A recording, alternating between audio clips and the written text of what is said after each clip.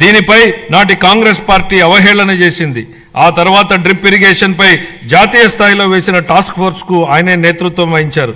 ఇవాళ డ్రిప్ లేని రాష్ట్రం లేదు, డ్రిప్ లేని పొలం లేదు. What Chandrababu Naidu thinks today the nation thinks tomorrow అనడానికి ఇంతకన్నా ఏ నిదర్శనం కావాలని అడుగుతున్నా అధ్యక్ష.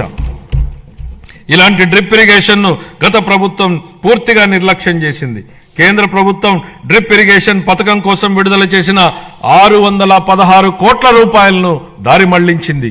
మా ప్రభుత్వం ఏర్పడిన తర్వాత డ్రిప్ ఇరిగేషన్ కోసం 176 కోట్లను విడుదల చేసి అదనంగా 85,000 హెక్టార్లను డ్రిప్ ఇరిగేషన్ కింద తీసుకురావడానికి మా ప్రభుత్వం అనుమతులిచ్చింది.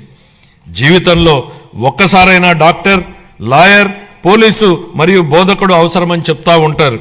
కానీ రైతు ప్రతిరోజు అవసరం, 3 పూటల అవసరం.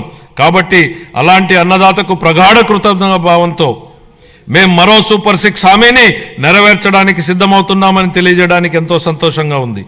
ఎన్ని ఆర్థిక ఇబ్బందులున్నా అన్నదాత సుఖీభావ పథకం కింద ప్రతి రైతుకు ఏటా 20,000 రూపాయల అందించేలా కేటాయింపులు చెప్పామనడానికి గర్విస్తున్నాం అధ్యక్ష. మా ప్రభుత్వం వ్యవసాయ రంగానికి ఊతమిచ్చేందుకు రాష్ట్ర వ్యాప్తంగా 21.87 లక్షల వ్యవసాయ పంపు సెట్లకు 9